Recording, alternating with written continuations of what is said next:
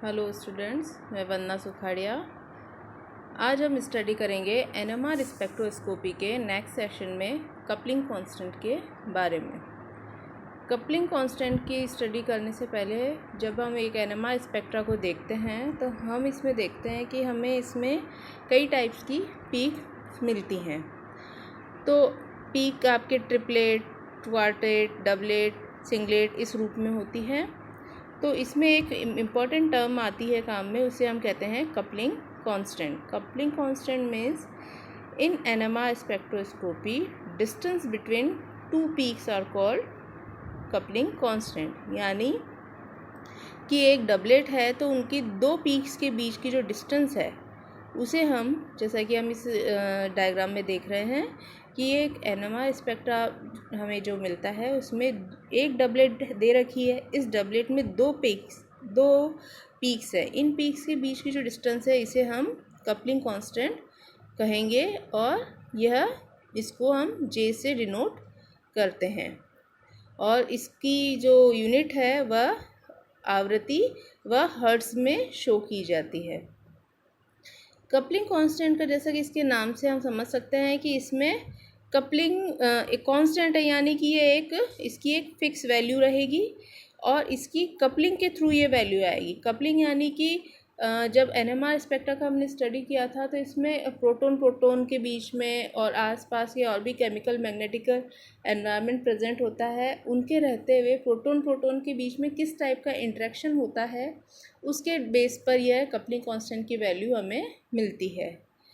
Coupling constant जो होता है कि इसकी कुछ इंपॉर्टेंट बातें हैं, जैसे कि no effect of external field और इंड्यूस फील्ड। इसके ऊपर एक्सटर्नल फील्ड जो मैग्नेटिक फील्ड या इंड्यूस मैग्नेटिक फील्ड जनरेट होता है इसका कोई इफेक्ट नहीं होता है।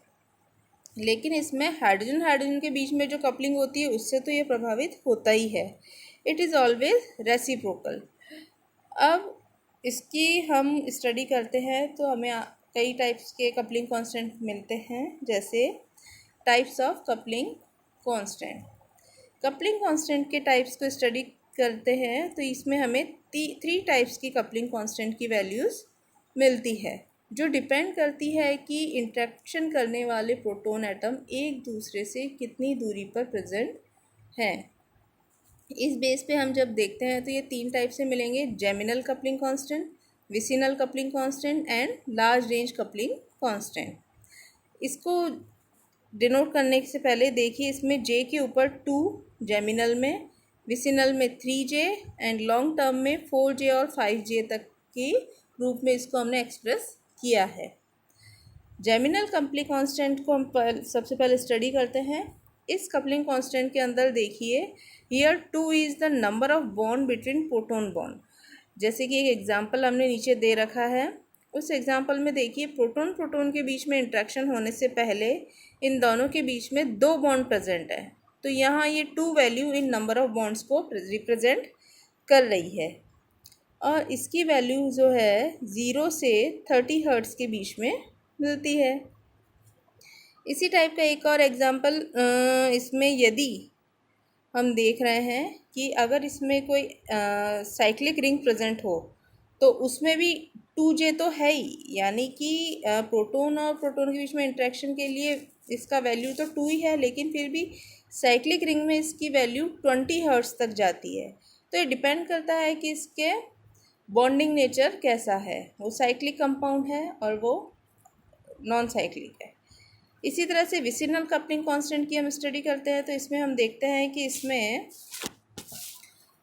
विसिनल में यार 3 जो आएगा, नंबर ऑफ बॉन्ड है जो प्रोटोन के बीच में आता है ये और इसकी मतलब 3 से हम इसे ऐसे समझ सकते हैं कि एक जो एग्जांपल दे रखा है इसमें सिस टाइप का स्ट्रक्चर है, जिसमें दोनों कार्बन एटम और दोनों हाइड्रोजन एटम को जब हम डिस्कस करते हैं तो hydrogen to hydrogen 1, 2 and 3 bond present है। तो इसलिए इसे 3J से डिनोट किया है और इसकी वैल्यू जो आएगी 9 to 10 हर्ट्ज तक आती है।